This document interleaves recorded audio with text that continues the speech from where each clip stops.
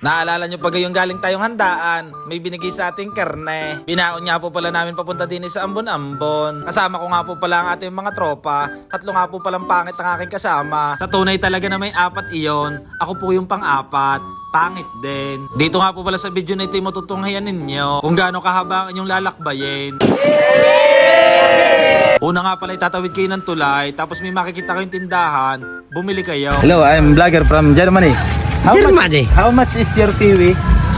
10 pesos. In dollars it is $0.10. $10 for Caesarea. That's it now. Bago nga po pala kayo pumunta dito, siguraduhin nyo nga po palang kondisyon kayo. Nakakapagod po. At ito na nga po, naglalakad po kami dito papunta ng Malagaslas. Yes. Hey, Malagaslas. Tanawan City. Then we paid 10 pesos per entrance. Hello po boss. Hello, yan. Hello po.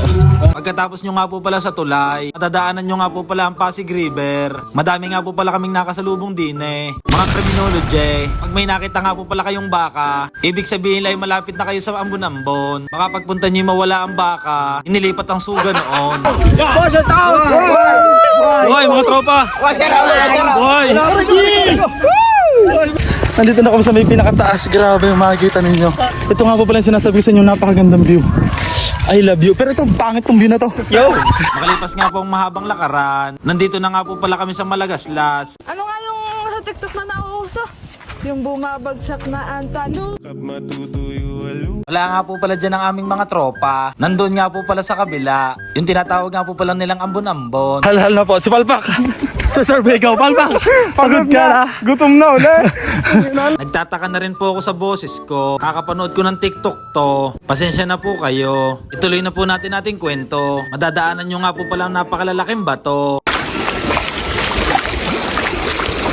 Ilang taon na rin nga po pala kung di nakakarating dito. Wala pa rin nagbabago. Maganda pa rin. Kapag nakita nyo nga po magandang kalikasang ito, sinyalis na nga po pala na malapit na kayo. Hindi mo kukumpleto ang lakad na ito kung wala si Wena. Eh pala tayo din ng mga solid viewer. Hindi ko alam kung bakit nyo kami pinanonood. Wala naman po kayo mapupulot na aral sa amin. Hamak na tambay lang po kami.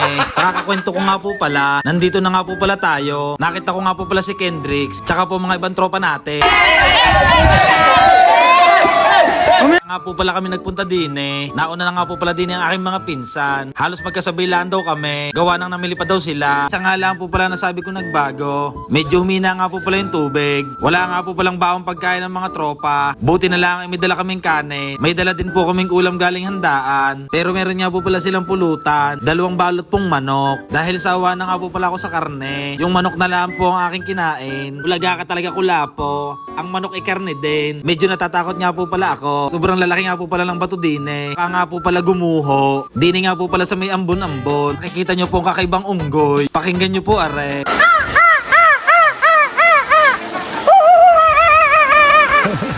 Sulit nga pala pag pumunta kayo din eh. Kapong kahit anong signal din sa aming cellphone. Kaya makakapag-usap-usap talaga kayo magtutropa. Are na nga po't maliligo na si Kuya Princess. Kasama nga po pala si Ligaya.